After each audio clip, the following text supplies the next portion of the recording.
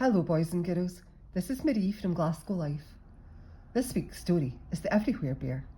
It's by Julia Donaldson and Rebecca Cobb. It's a Macmillan children's book.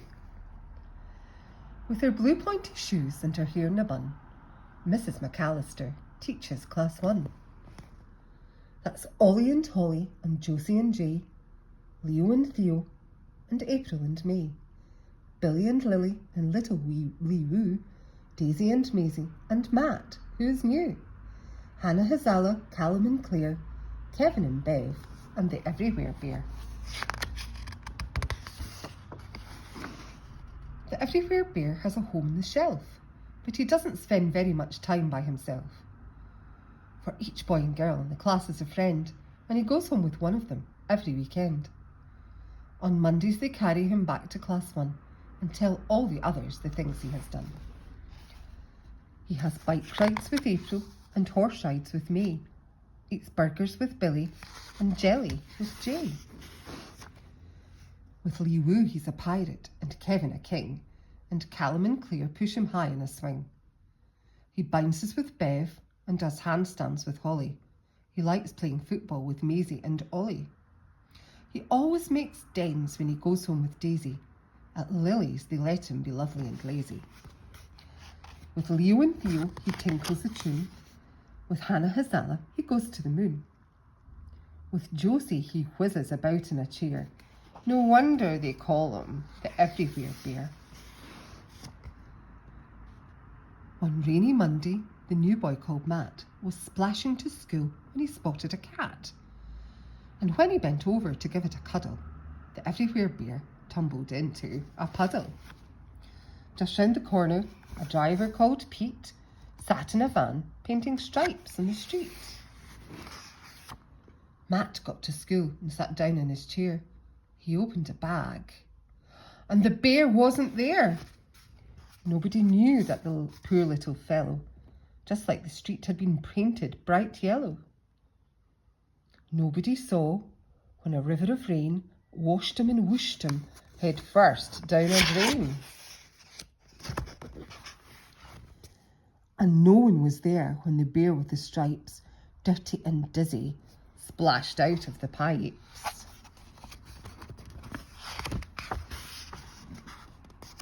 The water was wild and the weather was wet when Jim, Jeff and Jonathan hauled in their net. Waves rocked the boat and a storm filled the air. None of them noticed the Everywhere Bear. Back in the harbour, Mohammed Hussein lifted the fish off the boat with his crane. "Give me 2 boxes," said old Mrs. Bishop, as she carefully wheeled them away to her fish shop. She started unpacking, then muttered, "That's odd. There's a bear wrapped in seaweed between these 2 cod." Out of the fish shop and onto a skip, into a lorry and off to the tip. "Ah," squawked a seagull called Solomon Streak, "I smell fish," and he picked up the bear in his beak. They flew over treetops and over the thyme, and the bear saw his school when he dared to look down. Then Solomon perched on the roof of a shop. "This isn't a fish," and he let the bear drop.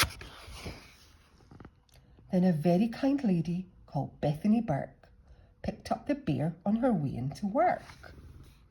Each Friday morning, Class 1 pays a visit to one of their favourite places. Where is it? The library. Jay finds a book about stars. Josie finds one about buses and cars. Billy likes aliens and Lily likes lizards. Hannah Hazala is keener on wizards. Finally, everyone's chosen a book. They queue at the counter. Then Matt cries out, "Look!"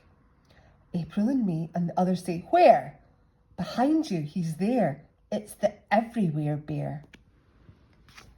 They then carry him happily home to Class 1, saying, "Where have you been, Bear, and what have you done?" The bear never talks, but he smiles to himself, and he thinks as he settles back down on his shelf, I've been in a puddle, I've been down a drain, I've been in a boat and I've been in a crane. I've been in a shop and I've been on a skip. I've been in a lorry and I've been on a tip. I've been in a beak and I've been in the air. No wonder they call me the Everywhere Bear.